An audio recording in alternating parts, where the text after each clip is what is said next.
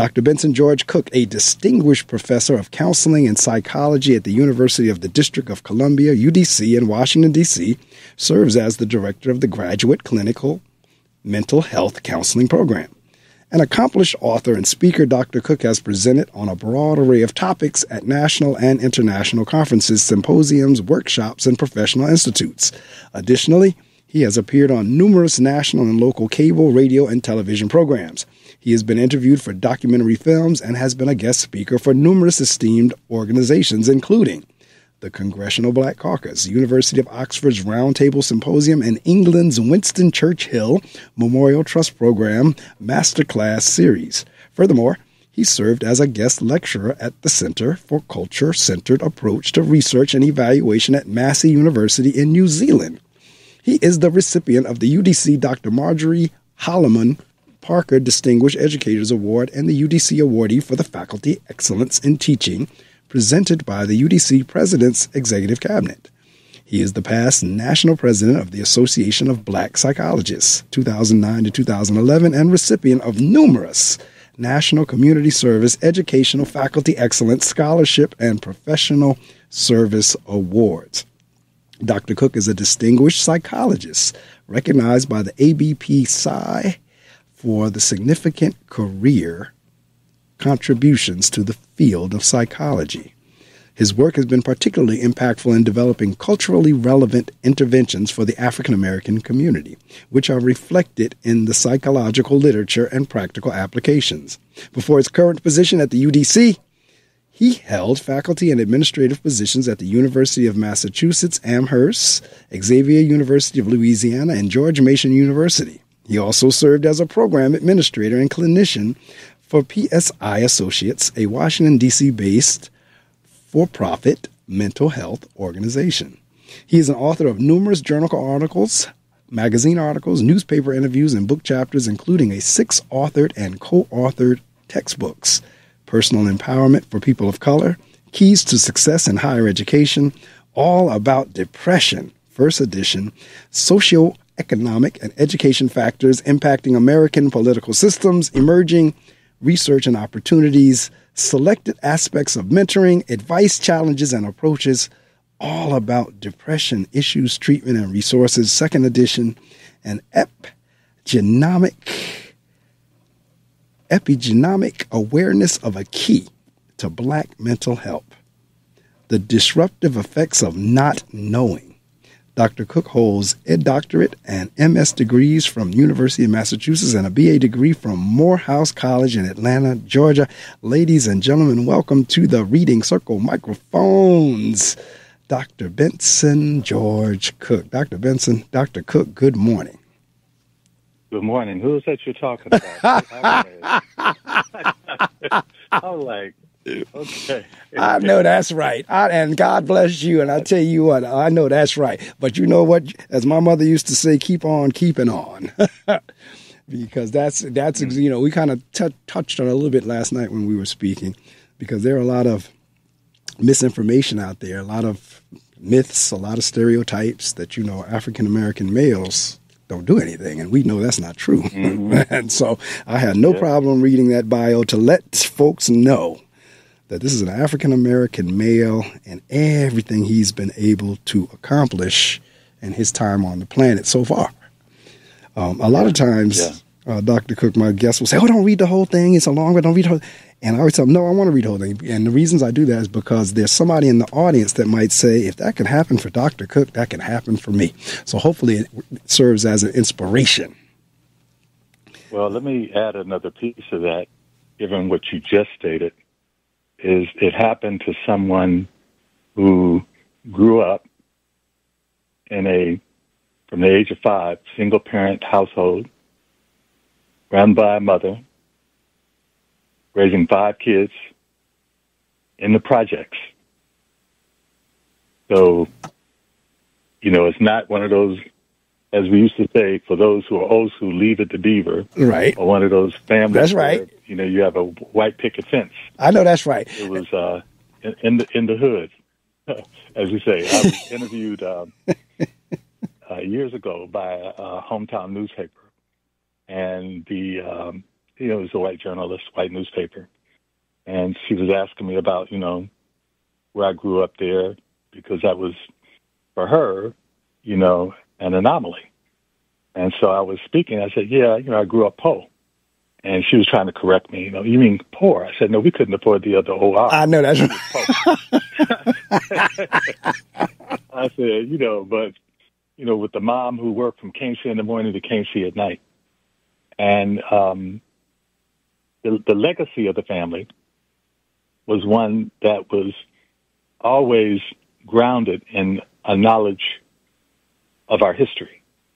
And so this is important as I begin, and that is to recognize, my mother and her family legacy, having a brother who was the first attorney and civil engineer in Northwest Ohio, grew up in you always know this is, relatively speaking, a small place. When you mention the state, people say, where are you from? I say, Ohio. So they say, you say the city first. But, it's not that small, but Toledo, Ohio. And my mother's father was the first black trained engineer. They called him, worked in the roundhouse. That was, for those who are not familiar historically, trains were always based in a facility that allowed the engines to be in a circular formation to be able to line up to put the, additional cars of the train onto them. And it was called a roundhouse. But you had to be a licensed engineer to drive that train, the locomotive. So he was one of the first. However, he was informed, and again, a person who, in many ways, really educated himself pretty much on his own, had some formal education, but a lot back in those days, you had to have the initiative to do it. Correct. But he was told if he passed the test and drove the train, he would be murdered. There's a group of KKK. They were all over, even in Ohio. And the first day he drove the train, they killed him. Wow. Now, what was sad about that, if that wasn't sad enough, was that my mother's mother died of kidney failure during the time when my mother was 5. Now, her father died when she was 18. But the story there was people forget that it wasn't until the mid-20th century that many hospitals allowed African Americans in. Correct. And so at that point, she was being cared for by someone who would come into the home and kind of help out. And so she passed away when my mother was 5. So that's on her side. Then you look at my father's side, biological father's side, and his father had never really swam a day in his life, but living in Alabama, had to swim across a river that was, had real live, this down in Alabama, had alligators in it. And he had to swim across that river to save his life because a lynch mob was after him, for looking at a white man the wrong way. So I stand on the shoulders of those who came before me. I always have to be clear about recognizing the fact that they were the ones who prayed for, bled for, died for an opportunity that they would be able to express their voices to enhance the liberation of our people. So for me and my family, education was always key. And so I take it very seriously, but more importantly, I am honored to always believe that when I do my meditation or prayer before I ever present, that I'm speaking truth to power from the ancestral side of my known family and my unknown family, because I see myself as being that voice that they pray for. And that's it. I know that's right. Now, cause see, I'm thrilled that you said that for a lot of different reasons. One, I lead an all-male school, all-boys school. It's a leadership school from grades 3 to 8. And many of the words that you just said, I have said in terms of messages to them, and especially in terms of understanding their history and their background, and not having an excuse. Just because you talk about the hood, that's exactly what the kids I serve are growing up in. It's the third largest city in the state of New Jersey, Paterson, New Jersey. And some of exactly what you described, that was your plight. It was many of my students' plight. Yet, and some of them try to use that as a reason not to perform. And then when we were talking about the whole ancestry piece, I opened the show every Saturday morning with a song by Brian Courtney Wilson. It's called Great Work. And one of the lines in there that every time I hear it sung, I get a chill from is when he says, and I'm looking at the lyrics now, our mothers' mothers and fathers' fathers planted seeds when we were but the faint notion of a dream in their mind. They hope for a harvest, a legacy, a great work. So may your next step forward help us to connect the dots and see this picture of greatness. Those lines, every time I hear it in the song, because our ancestors, as you said, now you gave the example of, who was that, your grandfather that got killed for driving the train? Yeah. See, this was our children don't have an appreciation for what we as a people, as black people, as African Americans have come through. We are the most resilient people on the planet. And so to be constantly stereotyped and called lazy and at this point where everything is trying to be erased. And I mean, I saw this foolishness with artifacts being taken out of the museum in Washington, the African American Museum, the artifacts of black excellence being taken out. So this is ridiculous. Yeah. But in any event, I'm going back to your bio. I see you went to Morehouse. Yeah. Oh my God, that's my favorite school. If I was doing college all over again, that's where I'd have gone. It's like at the time, whenever I was coming through college, I didn't know anything about going away to school. And I went to school locally. Then I learned about Morehouse and Dr. King going there and so forth and so on. Like Morehouse, and I've been to the campus several times. Morehouse, so that was your undergrad, and then you went on to UMass, and so you just gave kind of like the history of education in your household.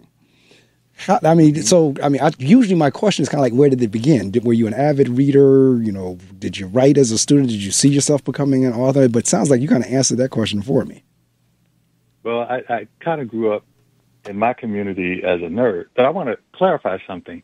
I remember years ago, there was a conversation on TV with Bill Cosby kind of speaking to this idea about black excellence and the lack of it in terms of how people in the community engaged each other.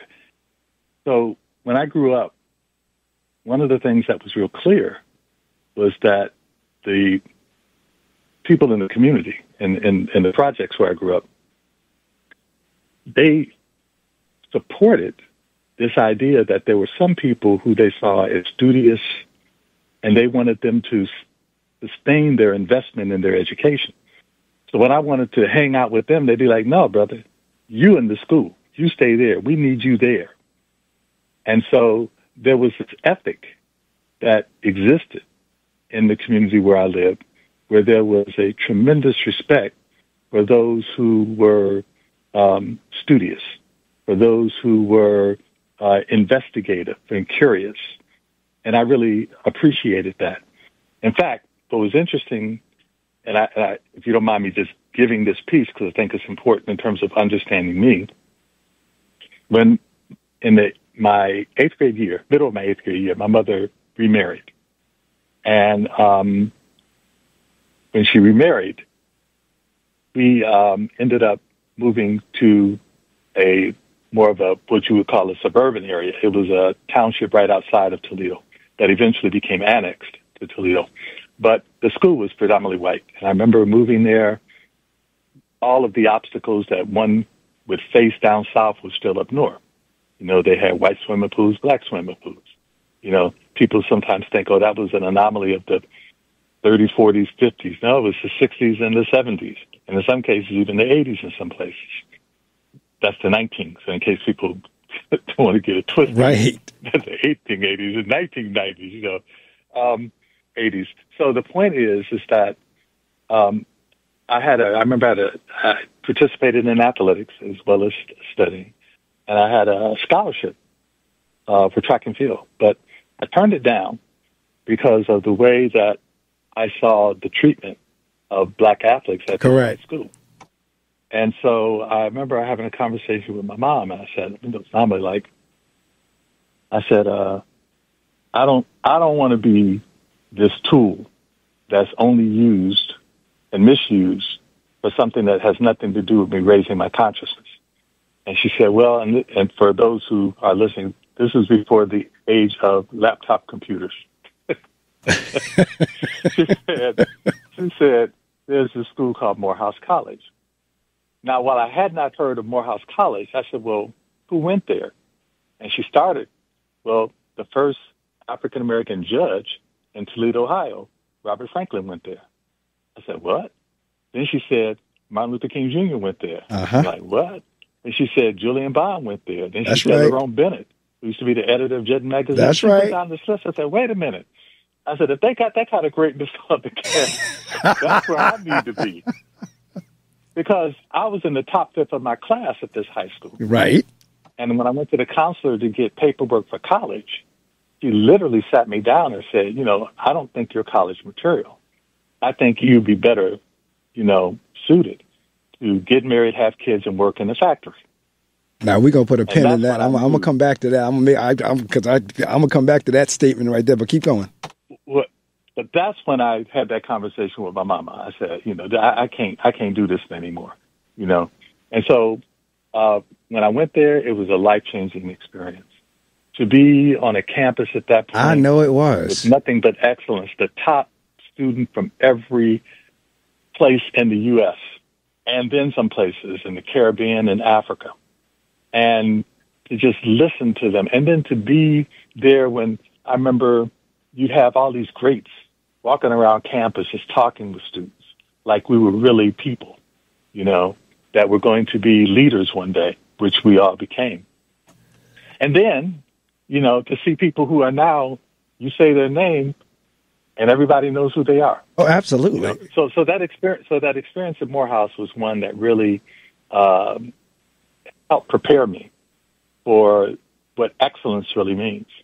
And so, yes, I was one who always had a curious mind and always was made aware of my family history and world history, and in that context, it kind of raised my level of consciousness to move in directions that provided me with this opportunity to meet some of the greats of what we would call Black psychology, which is, real psychology. I want to get into that in a minute, but I want to go back to a couple of things that you said before I forget. Okay. As you're going through.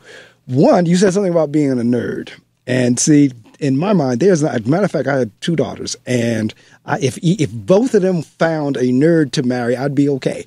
If they found a nerd, because see, I would have been considered a nerd too, because I was always a bookworm. I played piano, I did so forth and so on. So I was okay. Yeah. I was okay with being nerdy. It was, because ultimately, in the long run, the nerds are who they want. There's an actor, Lakeith Stanfield. And I have this particular poster in my school because he had made a tweet that said to all the little black kids, it's cool to be smart. Very cool. And when I saw that, I immediately copied it and posted it around my school. Because there is this notion of, in certain pockets, because I'm so glad to hear what you said about your community embraced the fact that you were in education and recognized it and says, you know what, we need you to be there. We need you to do that. I'm so glad because a lot of times our community don't do that. A lot of times our folks, and I had this conversation with Omar Tyree a few weeks ago about how a lot of times in the African-American community, sadly, the nerd or the bookworm or teacher's pet or whatever you want to call them, they're ostracized. They're ostracized. They're called acting white.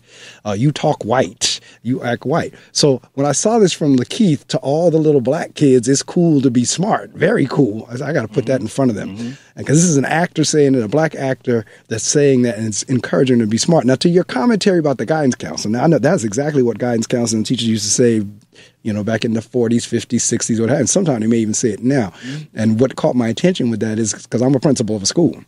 And on my first day when I go into a school, I let them very well know, very clearly, if I ever hear of the guidance counselor telling a child he or she is not college material, I'm going after your license.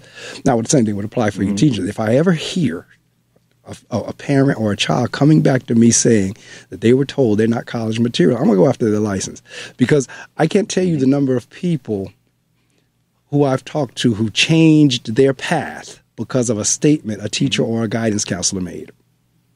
Yeah. So, yeah, and that's why that grounding from my mama really made a difference. Oh, yes. It really made a difference. Yes, it had to, and thank God for her, and I applaud her, and because again, a lot of times folks will use, and I'm constantly battling this with my students, like, do not use your ethnicity, where you're growing up, the city you're in, the neighborhood, the ward you're in. Don't allow that to define who you are and what you want to be. And sadly, a lot of them will do that.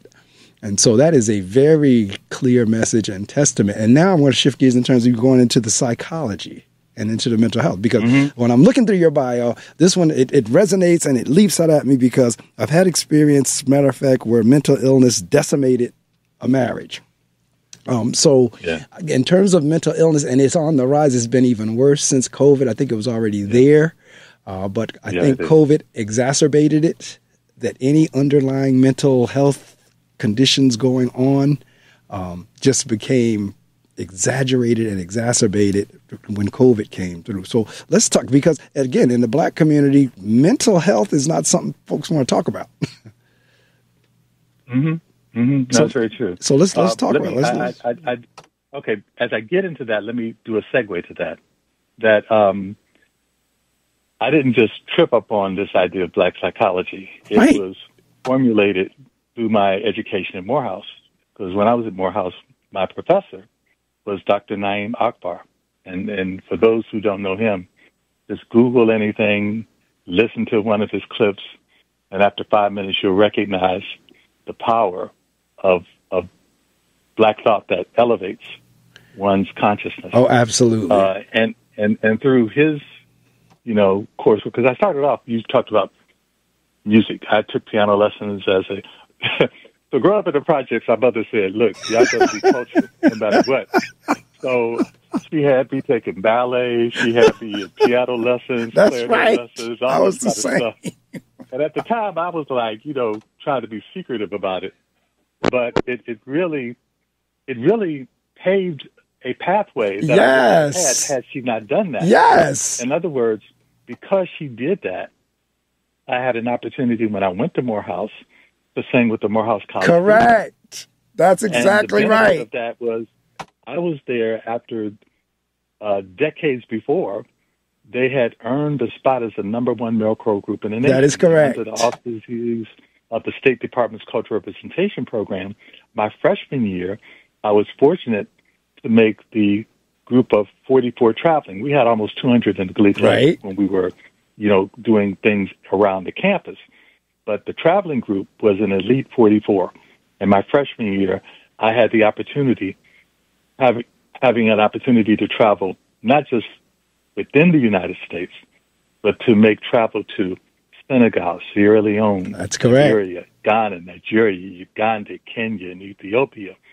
And that was just, to see that as a team was just mind-blowing. It had to be. Going back to that experience at Morehouse, Naeem would introduce us to the concepts of people like Dr. Bobby Wright. Right. Who wrote The Psychopathology of Racial Personality, the essays, or to introduce us to Asa Hilliard, who at that time was at Georgia State, or to introduce us to Wade Nobles. I mean, the list goes on. All of these very, very powerful people. Robert O. Williams, if you hear the term ebonics, or you hear, about the bitch test or whatever. Right. These are people that I had an opportunity to learn about and read about. So that's foundational. Now let's go to the question about, the pandemic. What people need to understand is when you look at pandemics worldwide, if you look at the 10 worst in history, of course, you start off, you had the bubonic plague twice, you had cholera twice, you had influenza multiple times, and then HIV/AIDS. But influenza multiple times, including what happened in 2019. And the interesting piece about that is that when you really begin to dig down into that and you look at its impact on the black community. You have to always remember that given the life expectancy of African Americans even before that, like they say, white America has a cold, black America has pneumonia. That was kind of like the projections that you would expect to then see when COVID came, because the resources that would normally be made to the general population were not always available for our population. Correct. Because of disparities, because we represented low wealth, underserved, underrepresented populations. Correct. And as a consequence of that, it had a profound impact on the black community. Also, you have to look at the cultural mistrust that many of us had in the medical community anyway, based upon the experimentation that went unchecked. That's right. For the black community. And so you look at, culturally and linguistically tailored, the lack of those kinds of programs that would provide prevention messaging in the black community. That wasn't there. So when they say this thing about, your people just don't do this or just don't do that, no, that's not true. Look at the low wealth white folks. They're not getting it either. Correct. But the perception is always to make them look like they're better than even a wealthy black person because of whiteness.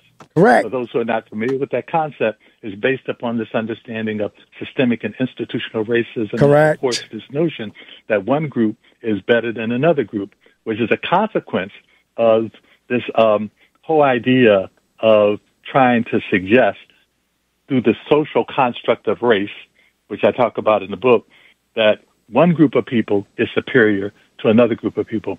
But just to round off this issue with the black community in terms of COVID is that we have to recognize that part of what was also happening here is that we had a people who had to provide a level of support for each other because of moving through health disparities that basically only increased the challenges that we faced economically, in terms of health prevention, in terms of health care, in terms of being able to also try to maintain employment, because you have to remember, and it's really interesting how quick people forget how many jobs were lost as a result of this. People who worked in social service industries no longer could go to work. So the last hired were the first fired. It was a situation where many African Americans who had these jobs could no longer sustain these jobs. And so at the bottom we were again, trying to rise up and to make it clear that this was not of our own doing. This was something that was a pandemic, worse than an epidemic. It was worldwide, and then we didn't have any real leadership at the top. Correct. When you start talking about the president talking about drinking bleach and all this kind of stuff, right, going to hell in a handbasket, as they used to say back in that point. That's absolutely right. So, unpaid caregivers for adults, who are providing critical aid, it only increased the risk for severe illness from COVID. And so there was a higher incidence of adverse mental and behavioral health conditions compared with others. So the key piece here is that the mental health conditions were disproportionately affecting specific populations, black and brown, but more so black folks who represented the essential workers, unpaid caregivers for adults, and those receiving treatment for pre-existing mental health, physical health conditions. That's what we used to call a Cliff Note version. Because we don't have, we only got a few more minutes. Right. Well, that's the best way I could give it. But I mean, it's like, with the things that you brought out. Now, for those in the listening audience, first off, you're listening to the Reading Circle with Marc Medley. My guest this morning is Dr. Benson Cooke, and we're talking about a plethora of things, myriad subjects and titles, but they're all connected in terms of, and especially, and we were just talking about, was mental health. And this is fascinating for me from the standpoint, one, of having experienced what I experienced, and secondly, just in terms of what you were just saying about the mistrust that African Americans or black people have of the medical system because of experiments like the Tuskegee experiments and so forth and so on. Mm-hmm. Where does that, because with mental health issues on the rise or increasing or either uncovered, because it might have always been there and just covered up. And how does that combination work? Because for black people, many black people, first off, because it's stigmatized across the board. But for us, it's even more, because the first thing they say is, I don't want nobody to think I'm crazy. Whenever you start talking about going to a therapist or you need to see somebody, the first thing is, I don't want nobody to think I'm crazy. It has nothing to do with being crazy. It's just, where are we with that? So now it's time for me to take you to the classroom. Take me there. Take me there. Yeah. So I want to do it this way. I teach a class titled Advanced Psychopathology and Therapeutic Techniques. Simply put, for those who be like, man, that's a mouthful right there. We're looking at we're looking at mental illnesses, and we use a book called the Diagnostic and Statistical Manual that is put together, at least in the United States, by the American Psychiatric Association. So it's used in the United States, Canada, and the Caribbean. And in this book, we begin to provide a template for understanding we call it nomenclature, but all of the various mental illnesses that have existed that we recognize. So without getting into a long list, I want to focus on one specific piece. You mentioned earlier I had the honor of serving as the national president with the Association of Black Psychologists from 2009 to 2011. During my tenure, the American Psychiatric Association was about to move forward with the new, updated, we call it DSM-3. We're currently at the DSM-5-TR, but at the time, it was the DSM-4-TR moving to the DSM-5. My point being this: they do field trials to basically get to be scientific in creating the data that will allow them to create the diagnostic categories in terms of looking at the symptoms, in terms of what are the causes, what's the history of it, what is the effectiveness, they call it efficacy of approaches, things like that. Okay. So the Association of Black Psychologists has brought together, created in 1968, the Association of Black Psychologists had played a critical role in bringing together black psychologists who, among other things, recognized that its mission and destiny was for the liberation of the African mind, the empowerment of African character, and the enlightenment and illumination of the African spirit. And for somebody who thinks that's spooky, let me calm your spirits there, calm your thoughts, because if you look at the term psychology, when I was at Morehouse, we talked about the etymology of a word. It's two prefix suffix, psyche and ology. Ology, logos, which is the study of. That's the last part of the word. Psyche is Greek for spirit and soul. So it's really the study of the spirit and the soul, which takes us back to ancient Egypt, or what they called themselves Kemet. That's a whole nother conversation for That's another right. presentation. My point We'll have to come back for that one. When we talk about, working with the spirit and the soul, black folk have been doing that, which is how you get soul music, which is how you get the blues, which is how you get jazz. We dig down deep into the essence of who we are. It gets into an understanding of Howard Thurman, the great theologian who once headed the theological program at Howard University, but also a Morehouse man, taught Benjamin E. Mays. The connection there is that they introduced Martin Luther King Jr. to the tools he used in the nonviolent movement for civil rights.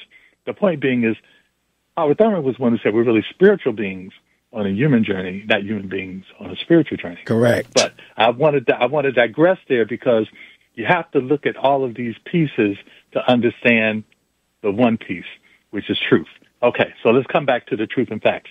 So, field trials. The American Psychiatric Association.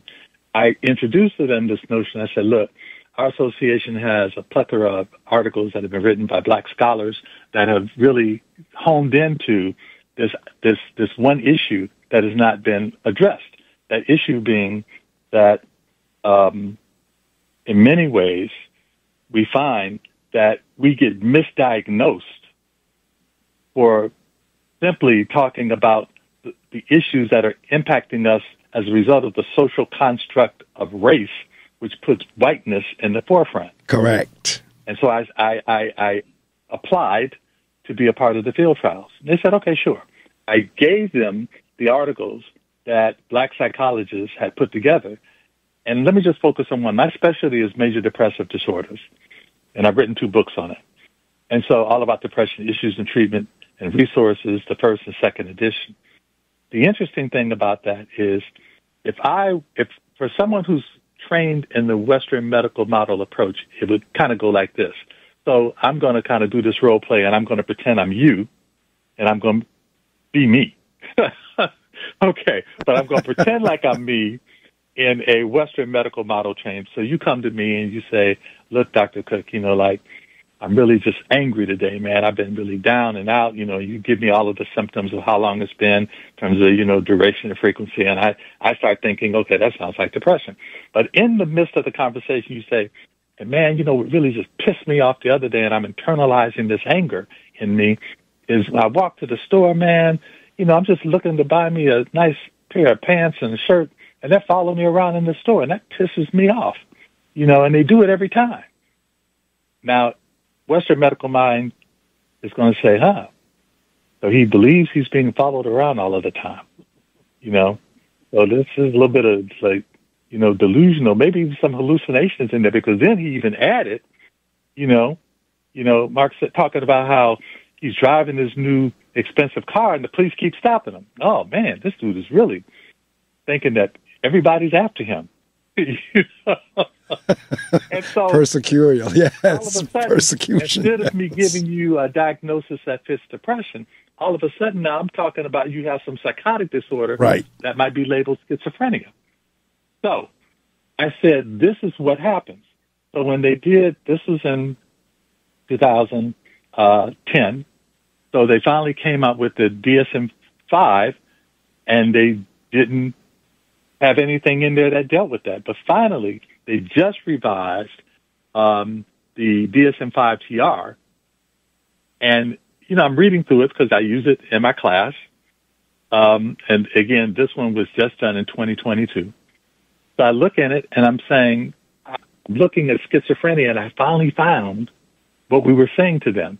So there's 2 pieces I'm going to do real quick in like less than 3 minutes. The first one is, if you look, for those who are curious and have a DSM or want to look one up, on page 119, and again, this is a book that's, sometimes you have to be profane to be profound, damn near over 1,030 pages. But they got 2 little sentences in here. And the 2 sentences basically say, misdiagnosis of schizophrenia, which I just mentioned, in individuals with mood disorders, that's like depression, with psychotic features or other psychiatric disorders is more likely to occur in members of underserved ethnic and racialized groups in the United States, especially among African Americans. And that's in parentheses, meaning that's important. Then the second sentence, this may be attributable, maybe, I love the English language, this may be attributable to clinical bias, racism, or discrimination leading to limited quality of information and potential misrepresentation of symptoms. Now, what that basically means, folk, is that you get labeled with something that can impact not only your ability to maybe enter into the armed forces, not only your ability to enter the law profession or the medical profession, but it F's up your whole life, to put it real direct. Correct. So misdiagnosis is a real big thing. But to make matters even worse, or better, depending on how you look at it, the American Psychological Association finally admitted in 2011 that they played a role. This is over 150 years now. They played a role in promoting, perpetuating, and failing to challenge racism, racial discrimination, and human hierarchy in the U.S. And in their article, they kind of identified 22 areas where they did it, you know. And if I could just share this one paragraph that really touches on this. They said, whereas psychology cannot harness its potential to disarm and dismantle racism without addressing its own history of racism and support for human hierarchy. Now, these are their words, not mine. Since Correct. its origins as a scientific discipline in the mid-19th century, psychology has, through acts of commission and omission, contributed to the disposition, displacement, and exploitation of communities of color. This early history of psychology, rooted in oppressive psychological science to protect whiteness, white people, and white epistemologies, that's white ways of knowing and knowledge, for those who may not understand the term, reflected the social and political landscape of the U.S. at that time. Psychology developed under these conditions, helped to create, express, and sustain them, continues to bear their indelible imprint, and often continues to publish research and conforms with white racial hierarchy. Now, if you give me, I'm looking at the time, and this is a segue to the book, Epigenomic Awareness as a Key to Black Mental Health, The Disruptive Effects of Not Knowing. Yes. Because that last piece here, basically, I talked about the social construct of race, which was like a taxonomy. Correct. Created in the 18th century. Correct. Of like, just like we're going to create a taxonomy for insects and animals. You see them in books when you're reading, folks. Correct. Where they talk about this one developed into this one, developed into that one. They said, let's do the same thing with humans. But we're going to make it so that the black is at the bottom and the white is at the top. Correct. Everything else moving up, you know. Correct. Kind of speaks to that. And so I was invited in 2011 when I was finishing my term as the national president with the Association of Black Psychologists to participate in a national public radio program, the Diane Reed Show and the Realm Show, the Diane Ream Show, sorry. And Genetics and Crime was the program. And I was seated on a panel, and one of the people was John Lobb, who had just won the Stockholm Prize in Criminology, which is like a Pulitzer Prize for his field. And he was talking about his research, but the reason I was invited to this show was to talk about not just his research, but other researchers who back in the 90s suggested that there was this genetic predisposition among black folk to be criminals. Wow. And they got money from NIH and other agencies. But in the 90s, the leaders of the Association of Black Psychology challenged that and challenged them to understand the impact of it based upon what you now heard in this apology in 2021.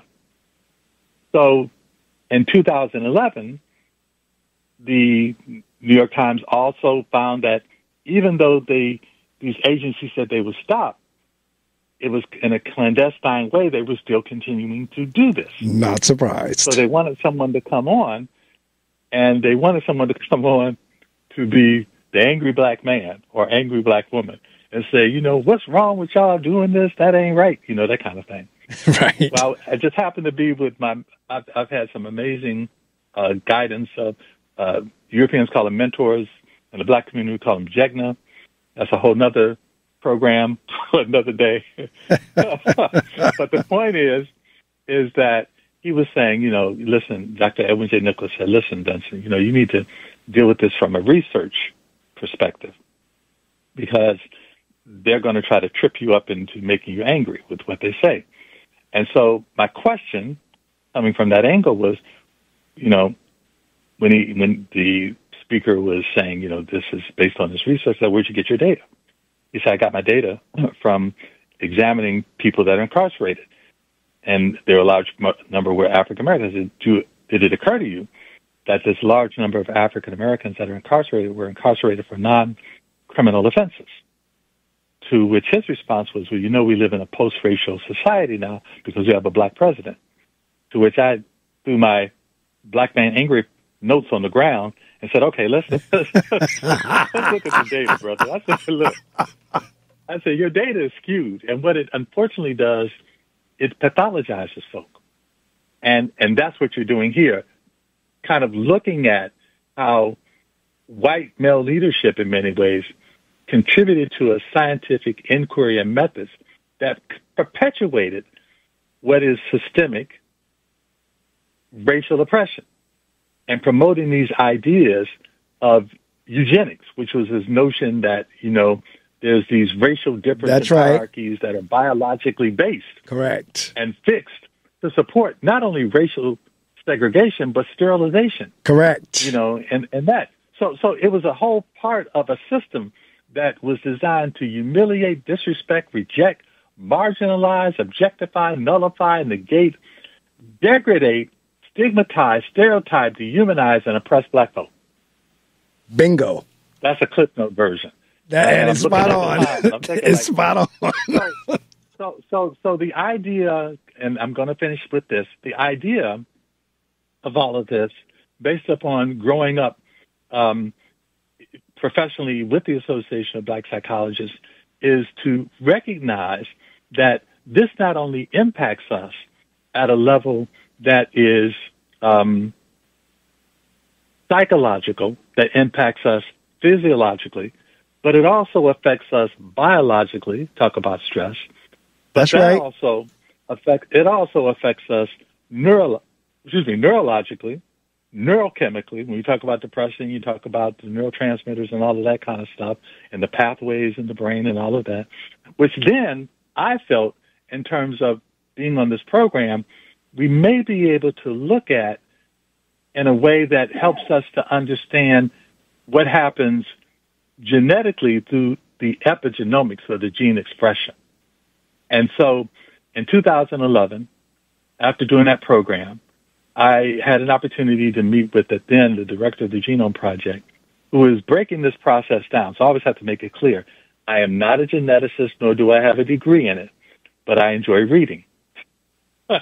So in my reading, I began to uncover this notion of epigenomics, gene expression, that really opened a window for me to understand something about how when you really understand what epigenetics, which focuses on the process that regulates how and when certain genes are turned on and turned off, and epigenomics, where you begin to look at the analysis of these changes across many genes in a cell impacting the whole entire organism, that basically gave me a recognition that not only can we begin to see what happens in terms of the intergenerational impact, meaning that you go to a family reunion, listening folk, and you say,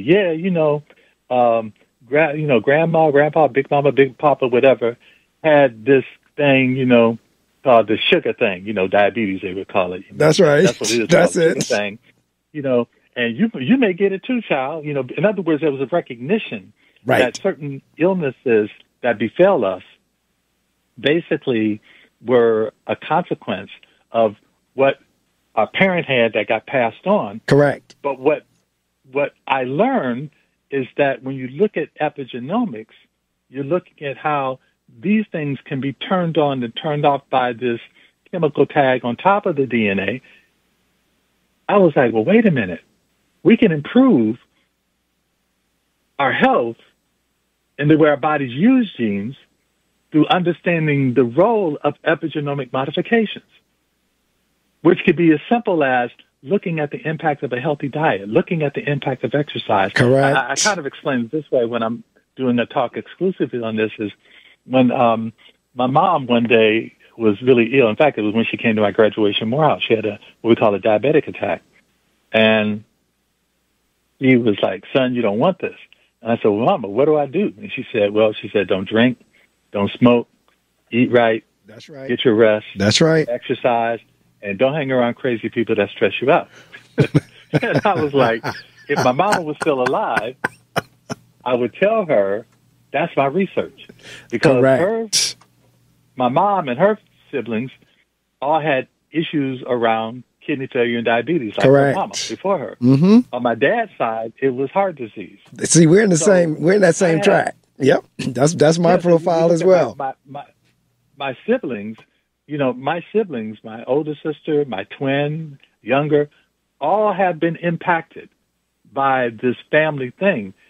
And I say, I'm not a favorite child, but I listened to this lesson my mama gave me and began looking at not drinking, not smoking, being conscious about my diet, being conscious about my exercise. I'm going to be honest, I'm not always there with my rest, but I'm getting there.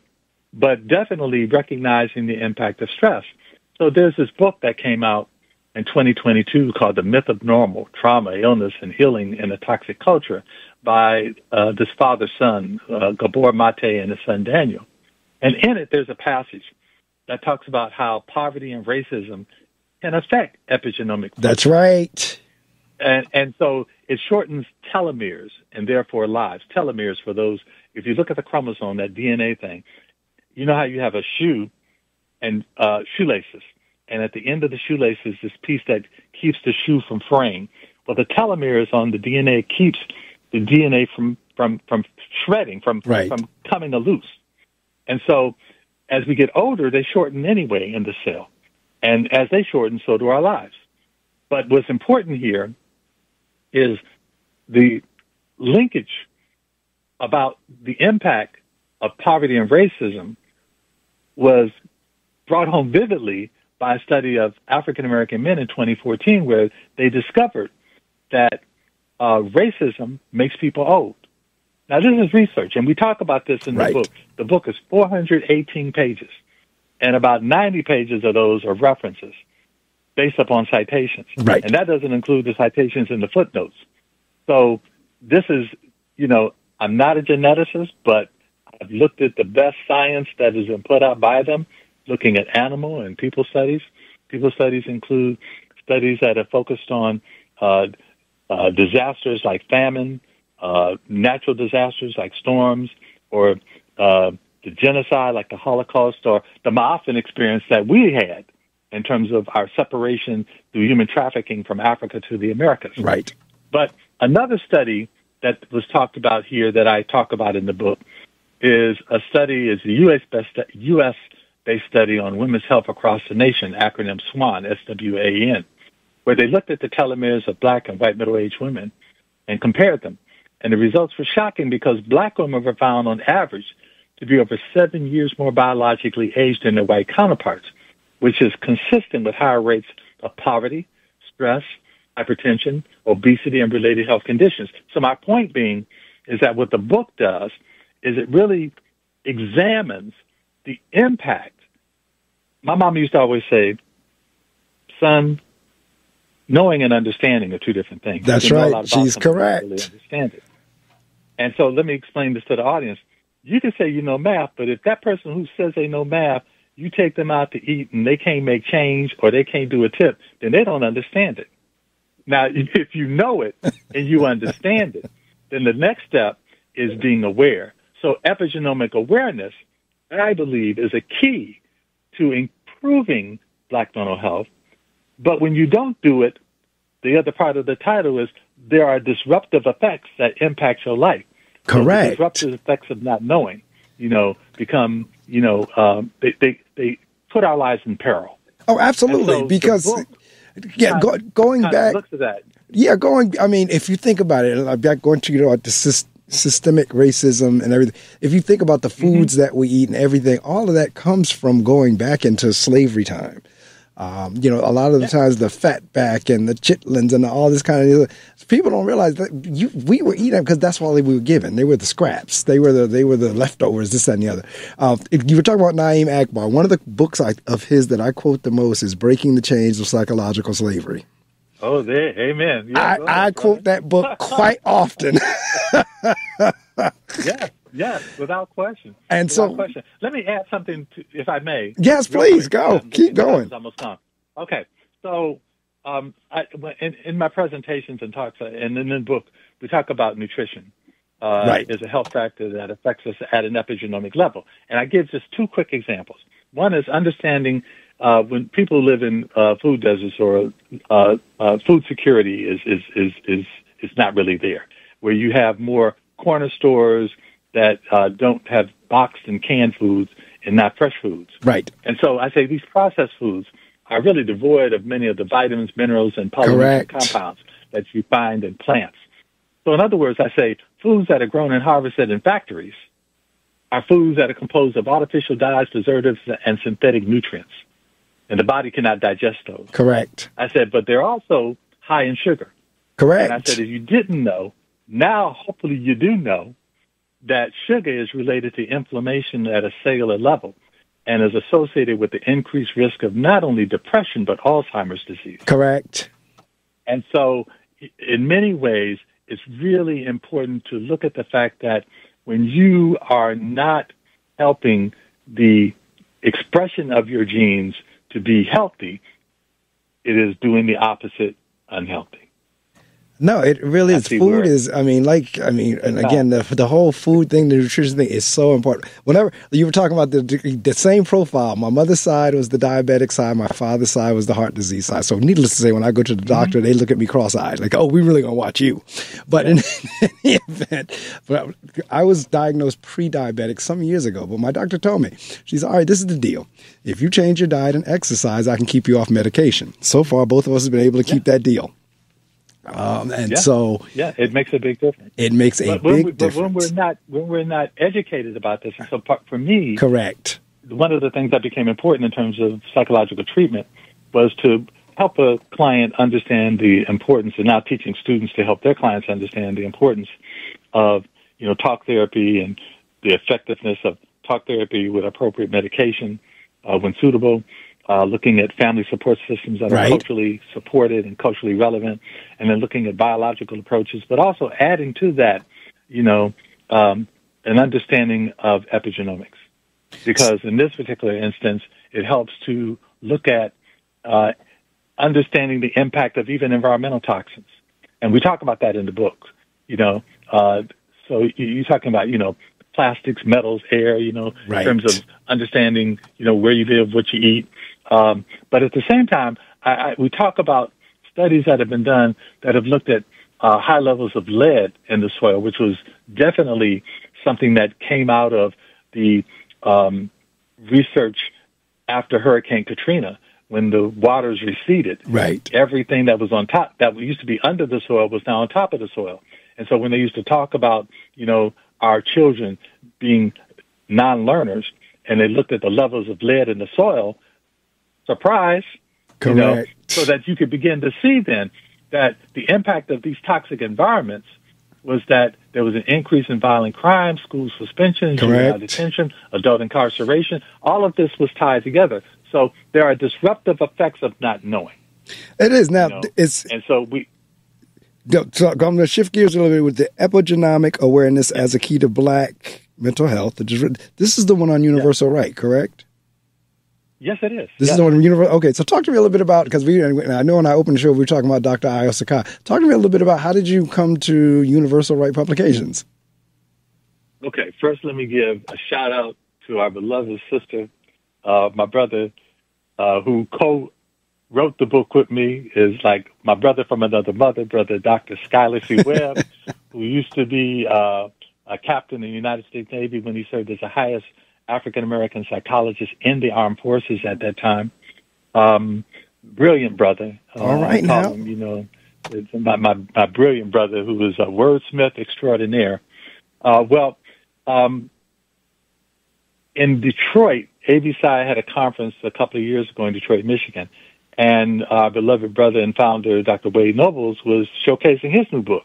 Okay. And she was the person who put that book together for him, or helped him to publish the book. And so he was introducing me to her, and I said, hey, why don't you stop by my presentation? And she stopped by the presentation, and afterwards she said, okay, when we going to write this book? I was like, what? She said, yeah, when we going to write this book? I said, well, I need to contact my brother Sky. She said, well, contact your brother Sky now. Tell him we got to do this book. And I'm like, okay. And then I couldn't even get back to my hometown in Virginia. She's like, okay, we're meeting, right? We're meeting. So I need you to come over here and meet me over here in Virginia. That sounds like her. That sounds. She said, "Okay, that was a good talk." And then she reached in her bag and pulled out a contract. Let's get this contract signed, which was kind of funny because, at the time I'm like, she's like, "Well, how many pages is this?" I'm like, well, "Wait a minute, you're way ahead of me." I said, "I'm trying to slow it down to my speed." So she said, "All right, so let's say maybe 140, 150 pages." I said, "Okay," but I'm thinking like that's a lot of work. So then the funny part to me now is she contacted me when we were ready to go to press. She said, "Dr. Cooke." I said, "Yes." She said, "Our contract didn't say as many pages as you got." I said, "Well, how many pages we got?" So Scott and I just writing and writing.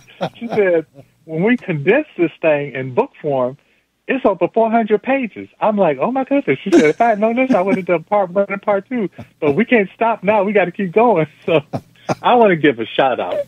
This is an amazing, brilliant sister who is doing something. She is. To my knowledge, there is no other Black woman doing it that I'm aware of. So if somebody out there in the in America knows of someone else, you got to bring it to Mark's attention. I know that's Mark's right. Attention, because this sister has pulled together some of the best of the Black community, women and men, correct, who are doing their writing to spread the word, standing up on the shoulders of our ancestors to make sure that we are knowledgeable, understanding, and aware. And so I appreciate and really have nothing but love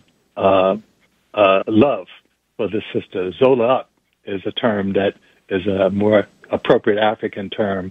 The love up the sister for the sacrifices correct she makes to carry on, the work that was started off by those in our ancestral world to make sure that we use the pen and the mic to make our people conscious and aware of what's going on. And it's not only is this sister, a bad political scientist, she's a poet too. She has a book. That is correct. I don't know if you had her on to talk about her book. She's been on several times. Yes. Yeah. Amazing. Yes. So for those who are not aware, yes, this sister who is helping others write books wrote a book, A Scholarly Political Science Discourse, using poetry and history. I mean, it's like, James Baldwin stuff. You know what I'm saying? So, yeah, Dr. Ayo Sakai is amazing. I respect her, appreciate her, love her dearly. I'm so thankful that I was able to be Brother Sky and I, right? I call him Sky, but Dr. Skylar Webb and I are very honored. Well, I tell you what, that's what I was telling you in the beginning of the show, in terms of there are only 3 people that have carte blanche with me, and Dr. Ayo Sakai is one of them. Like I said, Dr. Pam Perry, Dr. Ayo Sakai, and Nikki Woods. Those 3 women have carte blanche. If as soon as they reference or say somebody, hey, they're on. And so I'm so glad that she introduced you to me and me to you, so forth and so on, because that's what she does. Yeah. And because, again, what you're talking is on point. Everything he said, I got to read the book myself. I'm going to have to get a copy of the book and read it myself, because and we don't have the time to do it, because I'm going to have you back on, because there are so many different facets of this thing in terms of, as I was going down that road with, based on our history, the systemic racism, the systemic oppression, this, that, and the other. Part of that drives us not wanting to learn about or even acknowledge mental health issues. And, that's because like it's the second half of your title, the disruptive effects of not knowing. It's the not knowing piece that hurts us. And then when you couple not wanting to know with it, because ignorance is not always bliss. Yeah. So yeah, we definitely got to Absolutely. talk again. So for the next couple of minutes, this is what I'm going to do. I'm going to shut the mic off for 3 to 5 minutes. You get a chance, and we kind of just did it, but you get a chance to shout out, you get a chance to promote any book signings, how to reach you, websites, anything along those lines. The only thing you cannot say is a dollar amount, but anything short of a dollar amount, you get a chance to promote, and anything, anybody you'd like to shout out, you get a chance to do that. I'm going to turn the mic off, and you had that, and then we'll be out. Okay. All right, so this Do is I it. wait, or I can No, you got it right now. Go. Oh, okay. Well, first and foremost, I have to give a shout out to my mama, my daddy, my sisters, ancestors, because if it were not for them, it would not be me. And I hope and pray always that what I say speaks to the energy and synergy that they brought as spiritual beings on the human journey, as I, commit to my journey as a spiritual being. At the same time, I got to give a shout out to my brother from another mother, brother Dr. Schuyler C. Webb. Brother is just brilliant. I'm so honored that he's been in my space and that we've been able to really produce a number of works together. And, we ain't done, as he always say, we ain't done yet. We got some more that we want to do. I got to give a shout out to, my own family, give a shout out to my friends and my colleagues who always hold me up. At the same time, I got to say this, in the book, there's a section where I talk about something that for me was important to understand, and that's the cultural conditioning of racism in America and how it cuts both ways. But it's about defining our humanity beyond race, Black knowing and understanding. And there's this quote I always say that until we define our reality, we will always act in accordance to how we've been defined by others. And in that regard, we have to really remember that this book, among other things, is about, as Dr. Asa Hilliard used to always talk about, becoming a whole people, where the ultimate objective is to force a truthful rendition of the human experience. In other words, we must know what the truth is about humanity so that we can know what the truth is about ourselves. So that it's not just about, feeling good, which is an important part of wellness, but that we have to become whole people. And that's what our struggle, I think, is and must be addressed. And I think this book, Epigenomic Awareness as a Key to Black Mental Health, The Disruptive Effects of Not Knowing, by Benson Cooke and Schuyler C. Webb, is all about. I do know that in D.C., Sankofa Books, which is right across from Howard University, on Saturday, I think it's May 24th, it's going to be a book signing. And I have an opportunity with another colleague of mine, one of the professional references of the book, is going to be interviewing me to kind of talk about it live, there at Sankofa Books. So that's all I can think of, right? Well, again, man, it's been a fascinating and thought-provoking interview. And like I said, I'm going to invite you to come back at some point so we can take round 2 and talk about the same issues but other aspects of it. Enjoyed it and been enlightened by it. And so, again, thank you, Dr. Ayo Sakai. Yes, thank indeed. Ayo. Indeed. Dr. I, that's right. Matter of fact, I'm going to shout out Universal Right Publication. It's uwbbooks.com. Yeah. So exactly as Dr. Cooke was talking, we don't know of anybody else doing this around the country. African-American female, we don't. So if you go to UWP, that's right, uwbbooks.com, you go there, you can check out everything. We have merch, we have books, we have authors, they have all types of resources. I know you said I was done, but just one other thing. Before there was a Negro history, Black history, African American studies, any of that, we had to do it ourselves. Our family passed it on. Sure did. The Black Church passed it on. Black community centers passed it on. Black publishers passed it on. So Dr. Ayo Sakai is working in that spirit of what we've always done since we've been here and then before we got here. That's it. All right, man. Well, I'll tell you what, like I said, I'm going to do the links. I'm going to archive it on my YouTube channel as well as get you the MP3. Once you get that, you can blast that out or share that out in any way you choose. Okay. I appreciate it, brother. Same here. We'll be in To touch. be on your platform. Well, thank you so much. Honor to have you here. We will definitely be in touch. Okay. Thank you, my brother. All right. Appreciate Take care. Have a wonderfully blessed day, week, life, month, year, all of it. Just, but good. Keep, as like I said in the beginning, like my mom always said, keep keeping on. Keep on keeping on. I know that's right. So, all right. Take care. All right.